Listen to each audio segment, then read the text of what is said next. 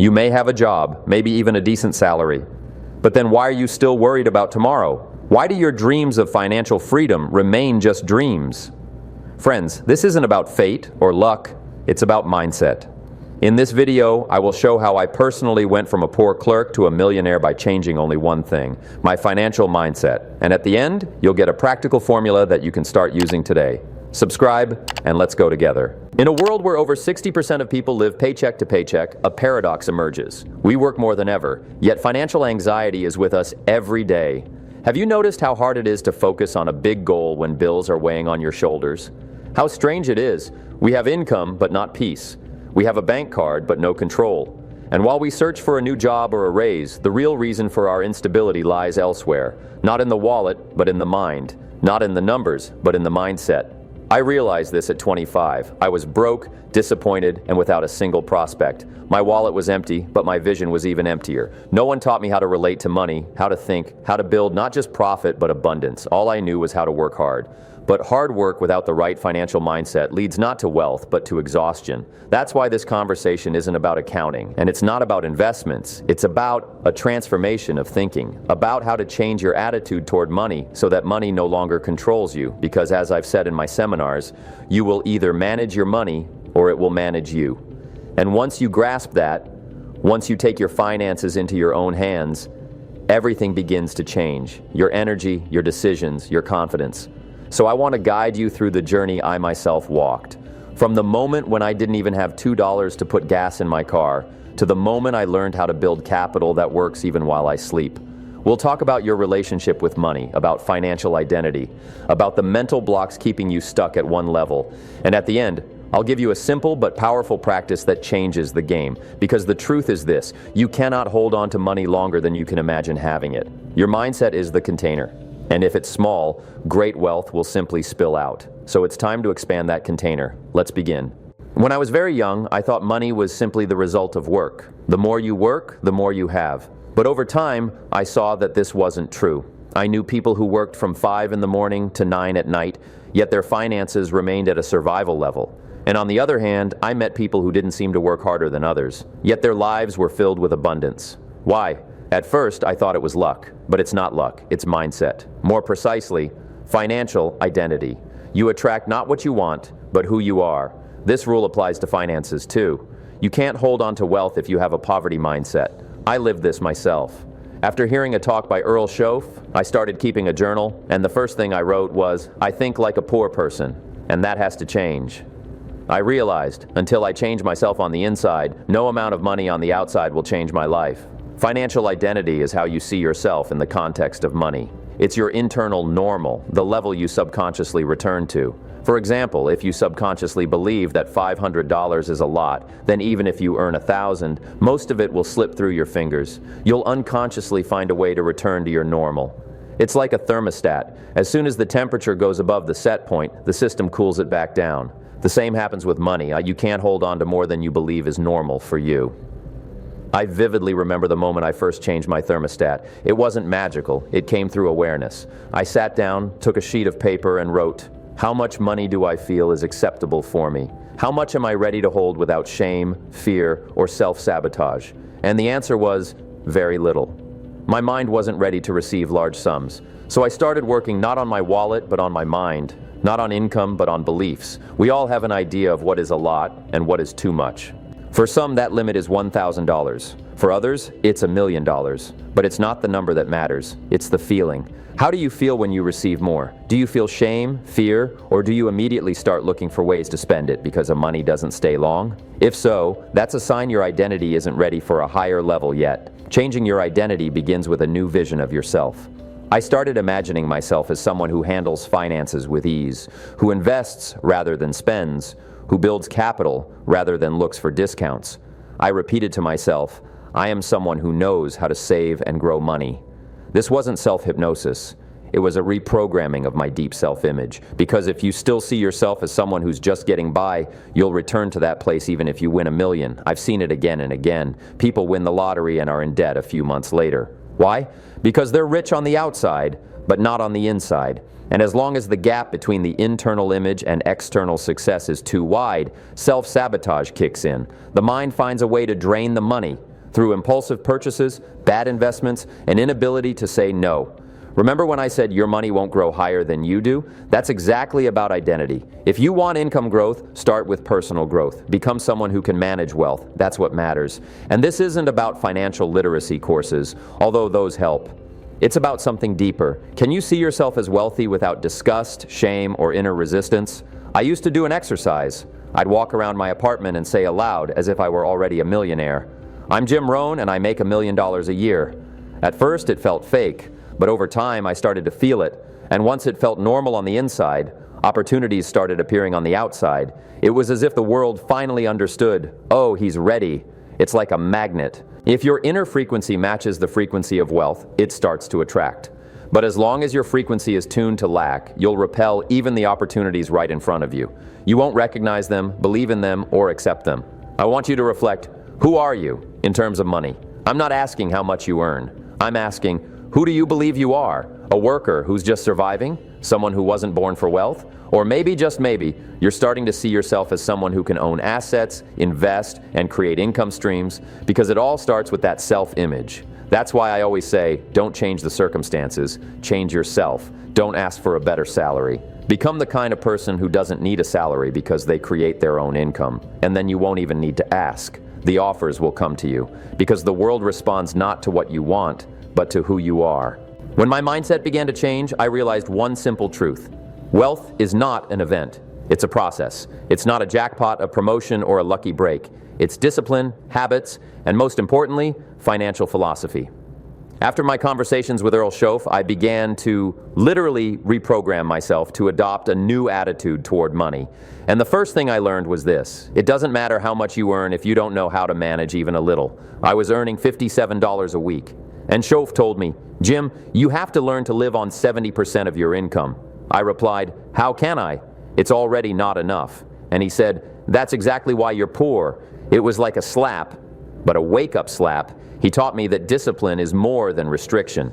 It's the path to freedom. So I started with a simple rule. Spend 70%, save 10%, invest 10%, give away 10%. Yes, even when I had very little, I realized it's not about the amount, it's about the habit. If you can't save from $10, you won't save from $10,000. If you can't manage 100, 1,000,000 will break you. Financial habit is like a muscle. It needs training, not emotional, not chaotic, but systematic.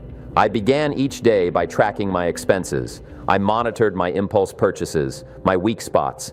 And when someone said, "It's only $5, I replied, "Those $5 eat up your future." Because it's not about the size of the expense, but about unconsciousness. One of the biggest mistakes I've seen people make is thinking that more income will solve their financial problems. But the truth is, most people just scale their mistakes. They earn more, but spend more. They have a nicer car, but higher debt. And I tell them, you're not richer, you're just more expensive. I learned to live differently. When my income increased, I didn't immediately change my lifestyle. I increased savings, investments, and only then, spending. I asked myself a simple question: is this purchase a need or an emotion? If it was emotion, I waited 72 hours. Most often, the urge disappeared. It wasn't restriction, it was freedom. Here's another habit. Every month, I held a financial meeting with myself. Yes, just me. I sat down, opened my records, and asked myself, what did I spend on? What did it give me? How can I improve? These meetings gave me more than any investment course, because the main investment is self-awareness.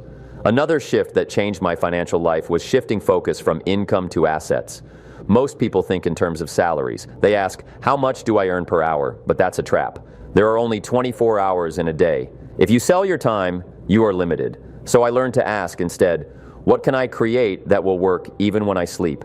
These can be investments, intellectual products, businesses that don't require my presence. I call it shifting from income for labor to income for value. That's a key mindset shift. Because jobs can be taken away, titles can be cut, but value is always in demand. I started creating products, audios, seminars, books. When someone asked, why record a disc if you already got paid for the speech? I said, because the disc works while I sleep. That was the essence of my financial thinking, to create assets that generate income regardless of my time. And one more thing, environment. Your finances reflect your surroundings. I often said, you are the average of the 5 people you spend the most time with. If everyone around you talks only about gas prices, discounts, and debts, it's hard to think in terms of investing capital and wealth. So I started deliberately seeking out a different circle. People who talked about growth, about assets, about opportunities. And even when I didn't have such people nearby, I listened to recordings, read books, programmed myself. Because every day, you must stand guard at the gate of your mind. If you don't let in the negative, it won't destroy. Eventually, I saw how these simple habits changed not only my finances, but also my self-perception. Because, wealth isn't just about money. It's about confidence, about choice, about being able to say no without fear and yes without debt. And it all begins with discipline. Small, daily, sometimes boring, but it's what creates great freedom. I keep repeating, it doesn't matter how much you earn. What matters is who you become in the process. Because that person, the new version of you, is the magnet that attracts abundance. And the path to that version is habits. Not emotional spending, but structured decisions. Not chaotic consumption, but conscious creation. Not the question, how quickly can I earn, but how long can I retain? After I began introducing discipline into my finances, after I learned to think in terms of assets, value, and long-term vision, something deeper happened, something rarely discussed in financial books. I called it inner freedom. It's that state where money no longer dictates your decisions, where you don't buy to impress, don't work to please, don't live out of fear, but act from dignity. Let me explain. Most people don't just want money. They want a sense of control, security, respect. But they mistakenly believe that money alone will provide this, so they chase after numbers, status, symbols, but when they get them, nothing changes inside. The fear doesn't go away, the anxiety returns, and something whispers, it's not enough. I've been there, and I'll tell you, it's exhausting. One day, speaking in front of 1,000 people, I suddenly realized I was earning more than I had ever imagined, but my self-perception hadn't shifted because of the amount. It shifted because of the journey I took to earn it. It was discipline, control over my desires, and conscious planning that gave me not just wealth, but dignity. Because wealth isn't about the number of things. It's about the quality of your inner state. That's when I understood money is a litmus test for character. It doesn't change a person. It reveals them. Who you are just gets louder. If you're generous, you'll be more generous. If greedy, more greedy. If insecure, you'll seek even more external validation. Only when there is calm, confidence, and self-respect within, only then can you live with money without becoming its slave. I saw this time and again, people who earned large sums but lost it all because they weren't mentally prepared. They still lived in scarcity inside. Others, with modest means, built capital because they acted from clarity. Clarity is the real capital. Because when you know who you are and what you want, money becomes a tool, not the goal. And only then does it begin working for you. I often say, money doesn't change you, it reveals you. And if you want financial growth, ask yourself, are you ready, truly ready, emotionally, morally, strategically, to handle bigger scales? Because wealth is responsibility, it's power. And with power always comes a choice, to build or to destroy, to serve or to use.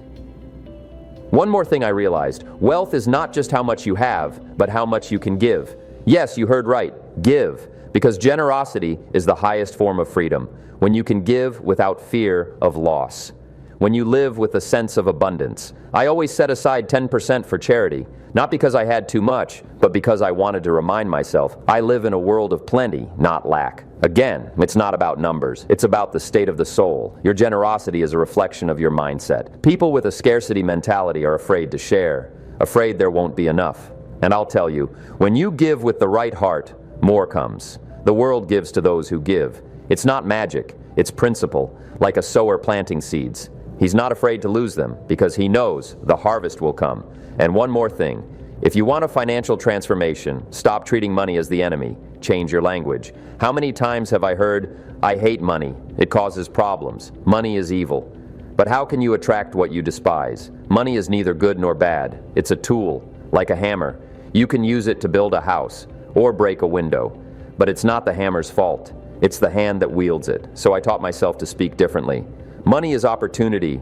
It is choice. It is a tool for service. And once my language changed, my reality changed too, because language shapes consciousness, and consciousness shapes actions, and actions create results. So friends, here's what I've learned over all these years. You can have financial freedom. But it doesn't start with a paycheck, and not with a business. It starts with you.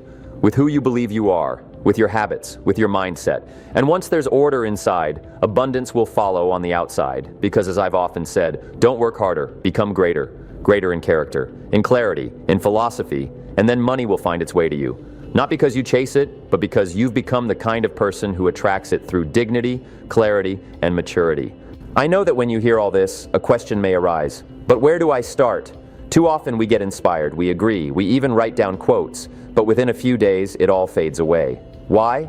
Because there was no inner dialogue. That moment when you sit down, turn off all the screens, and honestly ask yourself, how does this apply to me? That's why I'm inviting you now into a conversation with yourself. Imagine that you and I are sitting in the same room. I'm across from you, and I'm not telling you about myself, I'm asking questions. And not rhetorical ones, but questions you need to answer. Not for me, for yourself. So close your eyes if it feels comfortable. Take a piece of paper, and be honest, because only honesty gives direction. On a scale from 1 to 10, where 1 means not at all, and 10 means absolutely, answer, how much control do you feel you have over your finances right now?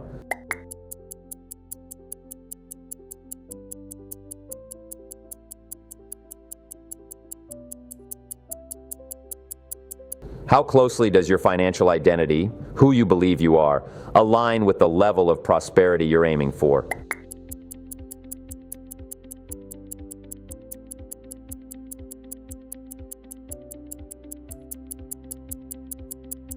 How systematically do you manage your expenses, investments, and income?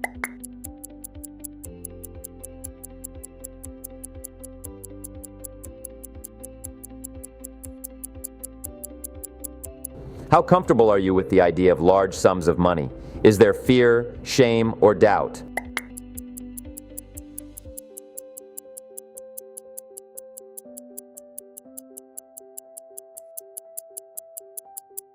How ready are you to change? Not your circumstances, but your habits, environment, and thinking.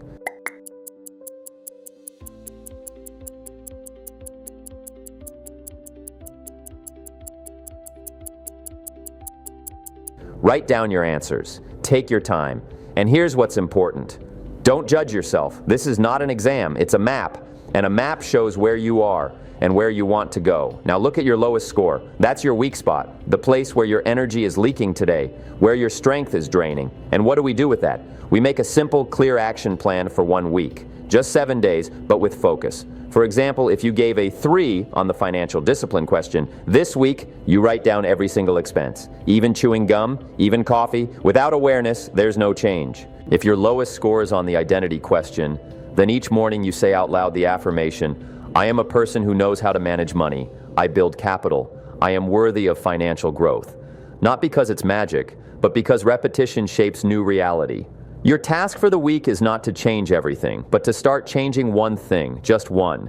Because change doesn't like chaos, it loves focus. Remember, small daily actions lead to big shifts. You don't need a revolution, you need a system, and one more request.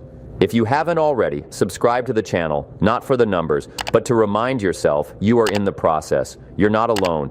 And every time a new video comes out, it's not just content, it's a wake-up call, like an alarm clock. Time to act, time to build, time to be your true self at the level of wealth. And if you enjoyed this episode, if it resonated, leave a comment. Write, my point of change is, and name the exact weak spot you'll be working on. Do it. Not for me, for you. Because the written word holds power, the spoken word commits, and action transforms.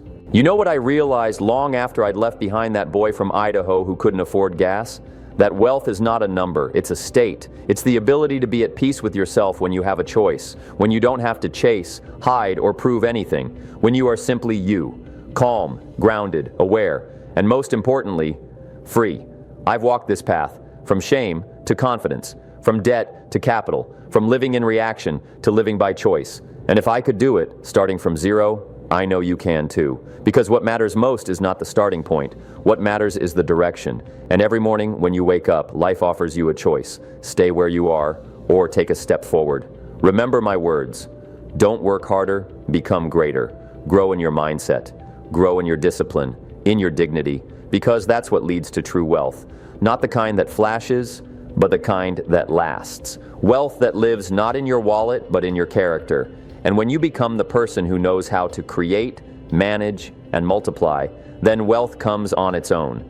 Because it doesn't come to those who beg, it comes to those who are ready. Today, you've taken an important step. You've given yourself a new thought, a new question, a new image of who you are. Don't stop now. Because life isn't a race, it's a creation, and you are the artist. And only you can decide what appears on the canvas. See you in the next video. And as I've always said, work harder on yourself than on your job, and everything will change.